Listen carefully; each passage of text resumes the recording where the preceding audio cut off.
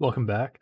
So, if you're looking for a deck that is relatively mindless and straightforward, if you're looking to get games over with by turn 5, and if you just want to attack with as many creatures as you can as quickly as possible, this is the deck for you. So, run through it quickly. We've got 4 Fervent Champions here, 4 Weaselback Redcaps. Both of those are knights, so they work off of each other well. 3 Scorch Spitters, and those are our 1-drop creatures. Following that up with a Cavalcade of Calamity here at 4 because that'll trigger off of all of these Weaselbacks, Fervent Champions, and Scorch Spitters. But for Fervent Champion and for the Weaselback Redcap, both their abilities you can apply after combat. So you're getting the triggers off the Cavalcade plus the extra damage through. 2 shocks in here just for a little bit of spot removal, and if we need to, go into the face. 2 Heartfires. Often, once we get a little later on, we've got a lot of reusability of creatures, so this gives us a way to throw those creatures in for that 4 extra damage to give us the reach we might need. 3 Lava Coil. There's a lot of times where you just need to get a blocker out of the way, and the ability to remove it from the game is pretty handy most of the time. Runaway Steam-Kin. This guy is pretty bomb, actually. It's able to, every time you play a red spell, which you're doing a lot of, it's getting bigger.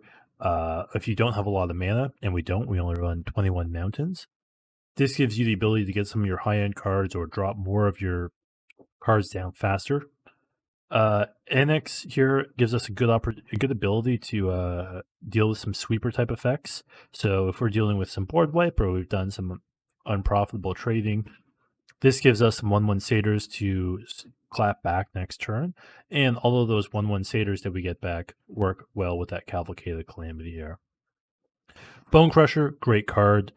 Basically 2 great cards in one, so pretty much an auto include. Light up the stage, a little extra card advantage, because most of the time you're going to be able to play the 2 cards you draw off of it. Skewer the Critics, basically a lightning bolt most of the time.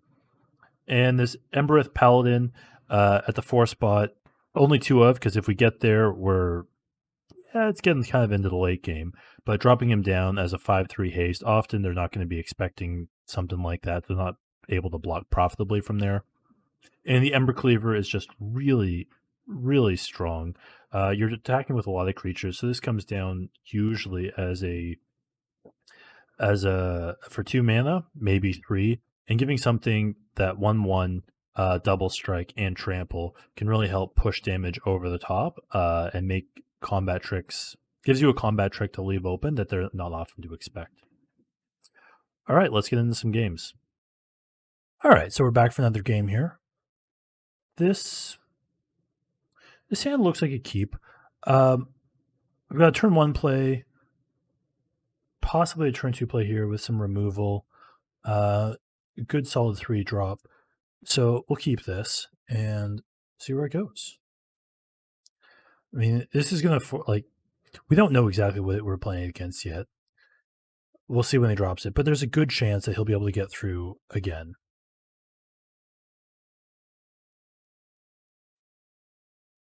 Nice. That is a very solid 2-drop there.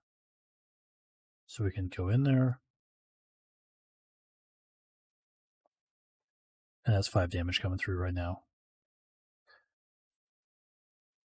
So I think we will just go ahead and we're just going to try and deal a lot of damage. I think we're playing against like a Skies Drago type deck. So we're just going to try and ram through as much damage as we can. Yeah. Okay. So we'll go ahead. We'll attack in for 4 again here. See if he responds with anything. This could be the blue-white flash deck. Yeah, okay. So we'll let that get returned to our hand. That's fine. Get our first strike damage in. And we'll play the Scorch Spitter here. Okay. So next turn, we know we can probably Heartfire in some damage if anything gets blocked. We've got Lava Coil if there's a blocker that we want to deal with. But right now we're looking at probably 5, 6 if you don't have a blocker. Oh, yeah. Okay. So let's swing in and just see what he does. Kind of force him to respond a bit here. Yeah, I mean, we'll let that happen. That's fine. I think we'll still attack with both of these. He's tapped out. If he wants to trade 1 for 1 here. Yeah, he wants to trade 1 for 1. I could throw this or shock that. Let's shock his creature for now. Yep. Drop the champion down. And he might need to play one of these as a blocker, and if he does, we'll be able to Lava Coil that out of the way. Right now we're coming in for 6 next turn. Actually, I don't even need to Lava Coil if he plays one of these because... Oh, Teferi. Okay, so he's going to bounce something.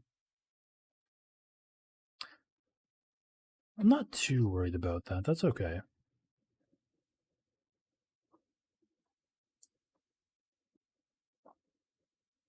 Yeah, so this is going to be 4 plus 4 with Heartfire, so GG's.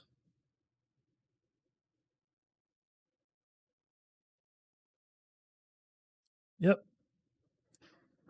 We will target a creature. Let's target him. We'll sack 1. Game. Easy. Didn't even need that last mountain. There we go. Nice quick one. That's really showing what this deck can do. And we're back for another game here. So looking at this hand, this is a pretty solid snap keep, I would say. We've got a second Fervent Champion, Weaselback into a Steam-Kin. I think we keep this. We'll get in there for 1 on the first turn. So I can play the Runaway Steam-Kin next turn, which lets me grow it on the third turn to be a 3/3 by dropping these 2.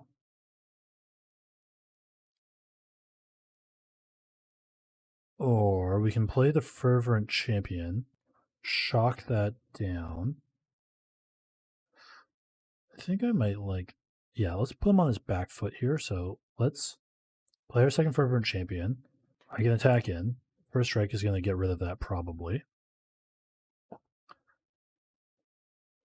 Surprised that he would play this so quickly, but that's all right. And we'll play our Weaselback Redcap there. So if he wants to hold this up so that he wants to tap a creature, I'm fine with that. If he wants to spend 2 mana to stop one of my 1 mana creatures, that's a great trade on our part. We didn't want to play the Steam-Kin because I think having the second Fervent Champion, getting that extra damage through, was a better play there. Hard to say what we're up against yet. Yeah, okay. So that's the other reason I wanted to hold the shock. I had a feeling we might be against a kind of like a Soul Sisters type deck, and those are the Johnny Pridemate is just very good. And oh, we misclicked. We misclicked.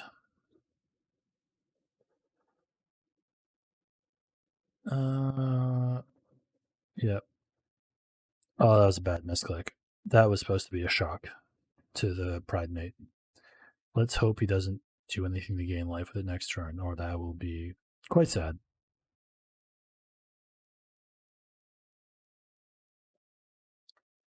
I mean, on the plus side, that was a good amount of damage through. We're putting him definitely within range. Okay. Can't get spells from anyone with their hand. That's fine.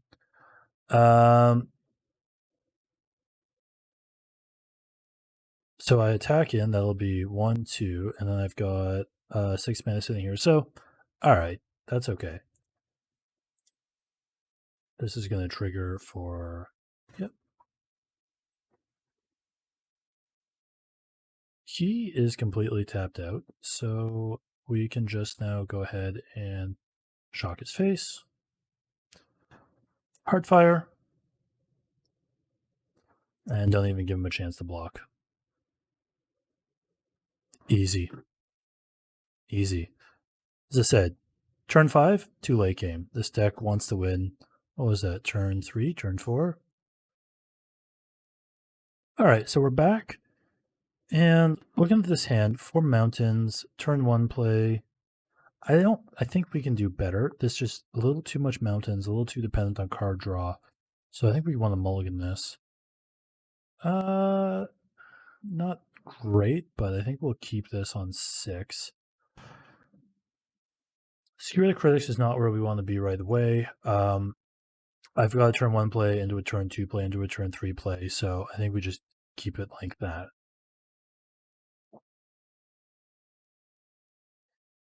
Okay. All right. So our turn 2, we'll drop the Cavalcade, get in there for 2 damage. Nice. So a land drop would be nice, but I also, if I don't, will just probably Lava Coil whatever they play. Oh. Or they will do nothing. Let's get in there for another 2 damage. Bonecrusher. Okay.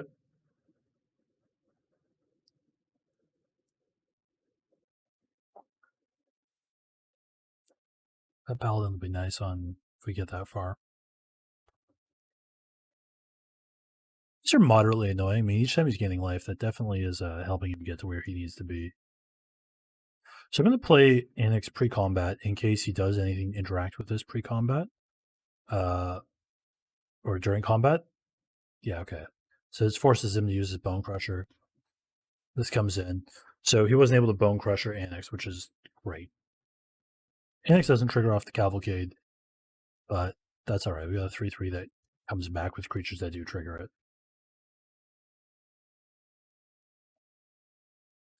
So the longer we go into these games, though, the odds of winning with this deck significantly diminish. It's been fortunate that our opponent's done effectively nothing, but they are building up to something that could be quite good. So I don't really want to deal with that. I know he's got a second one, but I will just take my damage, get it out of my face, and deal 3 damage to him. Force him to play a second one there. If we hit another land drop, we can start dropping these, which will be our form of removal into that. Yeah, good. Okay. So he's left 2 mana up. Not sure if he has anything to do with that. Does not look like it. Okay. So we start dropping our paladins here, and we're just trying to jam through forced trades. I think he got a good card advantage with the giant there. Oh, is that 4 giants?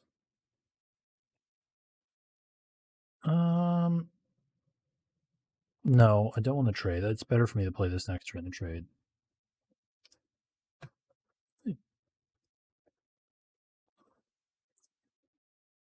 A lot of giants. Damn.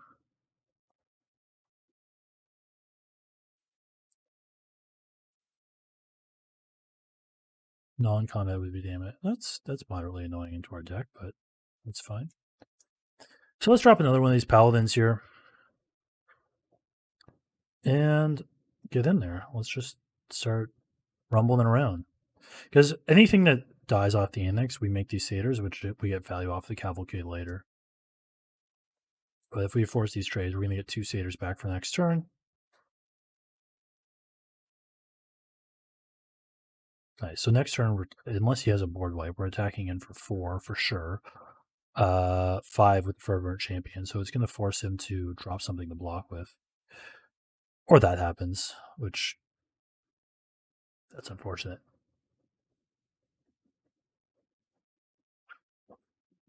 Oh wow, I like the combo. Prevents the damage and puts it on his counters. That's one with a nice there. That was nice. Puts us definitely on the clock here. But we're coming in for coming in with some damage. I think what we're hoping for is maybe top deck in, like, if we can get the sacking guy down, that would be great. Wow, you guys have played 4 of these giants.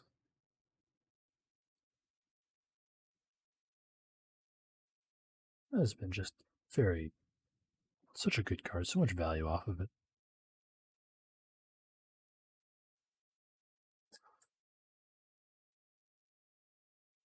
Huh. That was a thing.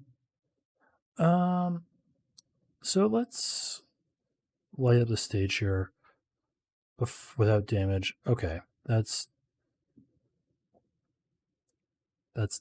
not it, Chief.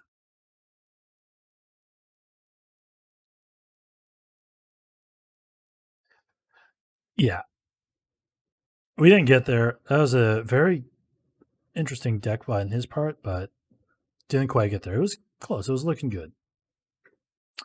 All right, welcome back for another game here. This looks like a pretty solid keep, I would say. We've got turn 1 play, turn 2 we can drop the Weaselback probably to light up the stage. I think we keep this. I think that I want to play the knight first in case we draw a second knight. Oh yeah. Yikes. So one of the types of decks we do struggle with is if they can play creatures at the same pace as us. Green decks can just play those creatures bigger. I think that's what we're looking at. Oh, okay, all right. So let's get in there for 1 to start. And I will play the Steam-Kin. So I'm playing the Steam-Kin here so that I can maximize my triggers. I'm assuming that he'll attack in again with the Pel Collector, probably be able to pump it now. Yeah, okay. A 4/4 for 3 that grows. Yikes.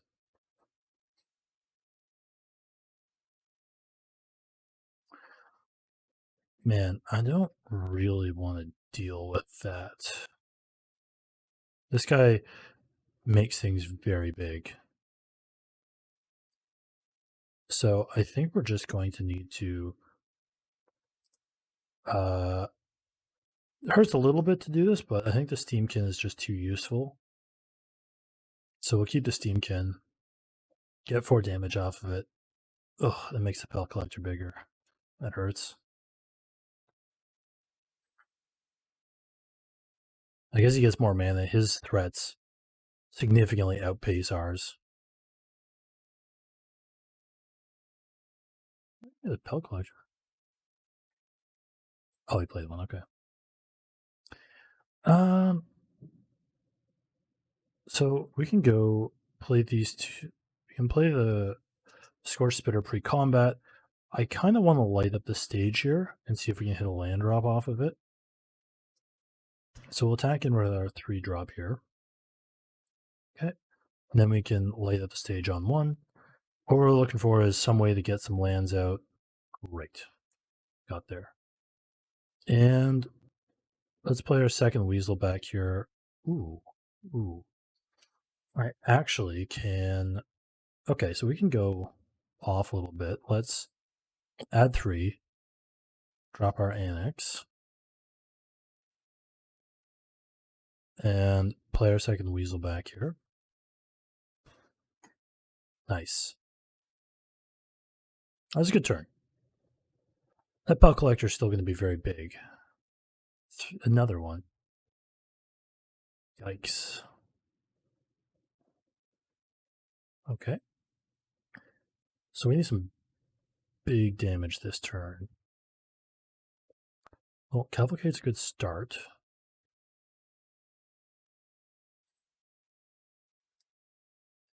Okay. So I can attack in, keeping this ooh.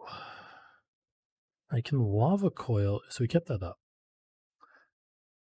I can force him to trade. Let's see. So if I take away the 3, I can get up to 4 mana, which will allow me to sack a creature and sack the Weaselback. to get one back, but 4 damage. Maybe we just deal with the Pellet Collector that way. It's not the most profitable way to deal with this, unfortunately, but oh, actually, let's cancel it in the other order here. So I'm going to Heartfire the Pellet Collector there, sacking the Weaselback. And the reason I'm doing it in this order is this allows me to make sure it gets removed from the game with my Lava Coil here. If I did it in the other order, I don't think it would have been removed from the game. So now we can get in with everything. Get a couple of Cavalcade triggers. All of these blocks would be pretty favorable for us. I'm alright with that.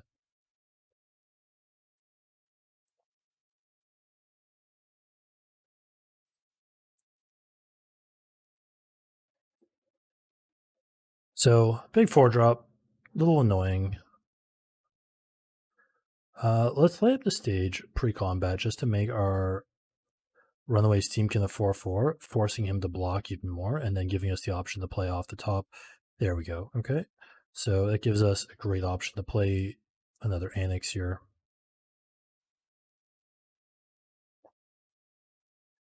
And, I mean, I'm just going to attack in. I'm getting tons of Cavalcade triggers, forcing him to block here. He's going to need to block something, and we're going to trade that for more satyrs. Okay, so he's created a gold token here. Looks like he didn't block. He did just use up all of his timeouts, so it's very possible he's just going to time out on his turn here, and at that point should be an auto concede. But I think at this point, there's not a lot he would be able to do to win, because we're going to be able to, as soon as we get into our attack step, we've got 2 triggers off of this, a guy alone that'll kill him. All right, GG's. We'll take that. So, deck is pretty linear. Like, it does win. As the meta becomes a little more control-y, especially with all the decks playing numerous, you're seeing a lot of 3-color decks. 3-color decks either are going to be slower inherently because they need to play tap lands, or they're playing a lot of shock lands, which gets us closer to where we need to be. So trying to maximize how much damage we get through is really key, and I think this deck is able to get there. It's probably not going to win you any championships, but it definitely is a competitor for getting ahead. So give it a try. Pretty straightforward to build. Fervent Champions are really the rare that. Fervent Champions are solid. Bonecrusher Giants are very solid, and the Runaway Steam-Kin. But these are staples, I think, that I'd say it's worth investing in. If you enjoyed this video, please give it a like and subscribe. Make sure you follow me on Twitter, twitter.com/grandfrad, and check out my Twitch channel, twitch.tv/grandfrad. Thanks, and watch again.